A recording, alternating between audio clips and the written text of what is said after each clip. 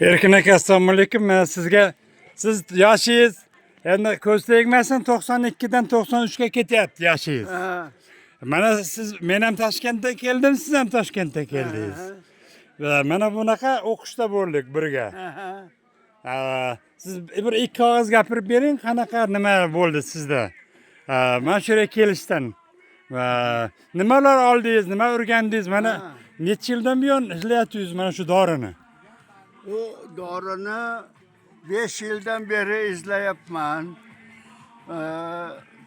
Ko'p harakat qilib, faqat chegarachilar menga o'sha dori o'sadigan O'zbekistonda dori o'sadigan hududga kirishga ruxsat berishmayapti. Shuning natijasida u dorini ko'paytirib xalqqa berishga imkon bo'lmayapti. Shuning uchun men bu yil Tojikistonga Kenjaketga kelib, u yerdagi rahbarlar bilan gaplashib, shu o'simlikni Tojikistonda ko'paytirish mumkinmi yo yo'qmi deb so'radim. Ular ko'paytirib berishga ruxsat Ota, bir minut. berishdi. Ota, kitobingiz haqida gapirib bering. Siz 4000 ta nima yozdim dedingiz-ku, dori o'simi shuni. Qisqa qilib gapirib bering. Men mustaqil bo'lgandan keyin o'yladim, nima ish qilish kerak. Agar tabiblik qilsam, taxminan bir necha ming odamni davolashim mumkin. Lekin miyam ishlaydi, miyamda bilimim bor, o'zim biologiya fanlari nomzodiman, o'simliklarni yaxshi bilaman. Shuning uchun o'simliklar to'g'risida, ularning dorivorlik xususiyati to'g'risida kitob yozsam, xalqqa foydasi ko'proq tegadi deb o'ylab kitob yozishga boshladim. Juda zo'r ota. Bitti. Unga taxminan 4000 turdan ortiqroq o'simlik kirgan. 4000 turdan ortiqroq o'simlik. Uni hajmi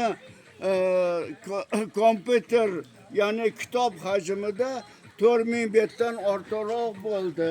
Ota, bir minut. 10 ta ton bo'ladi. Mana shu 4000 ta o'simlikni hammasini taniysizmi?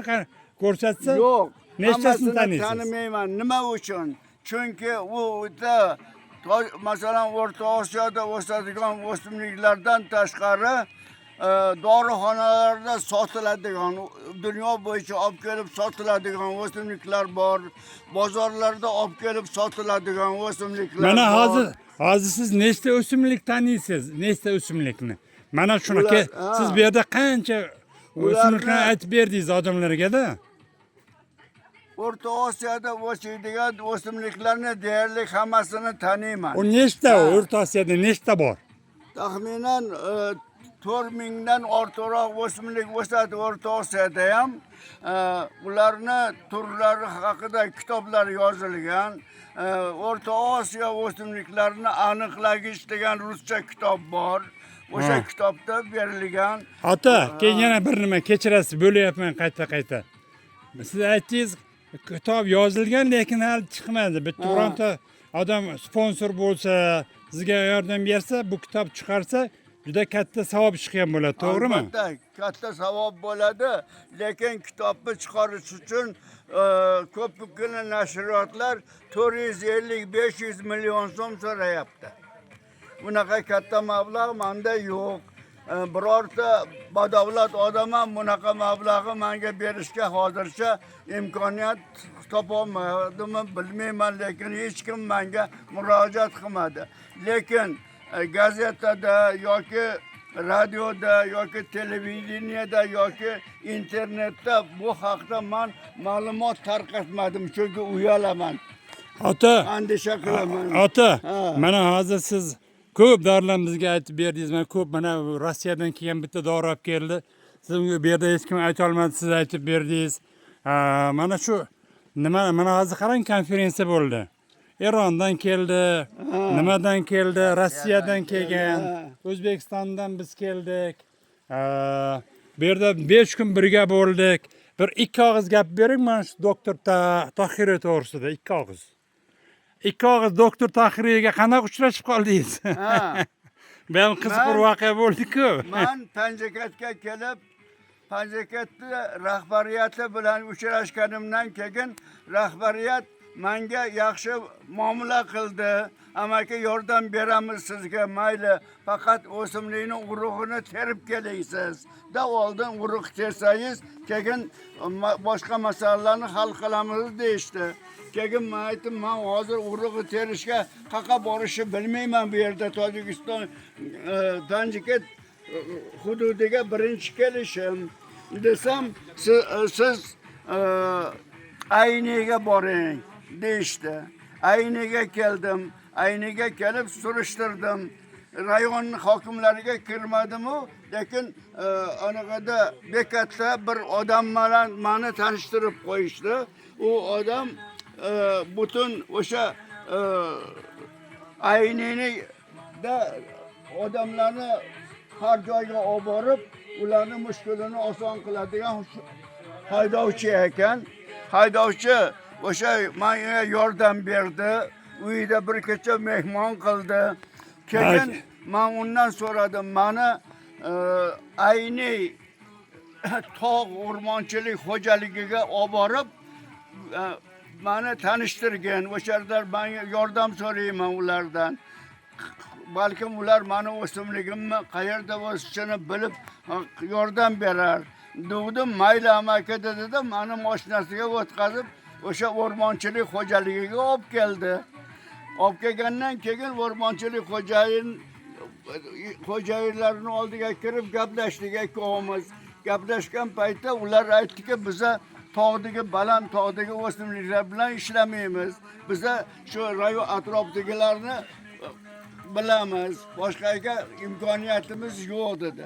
Men aytdim, bo'lmasa menga bitta tabib şu atrofda yaşaydigan tabibni topib beringlar, men o'shandan yordam so'rab o'simligimni balkim toparman deb murojaat qiluvdim.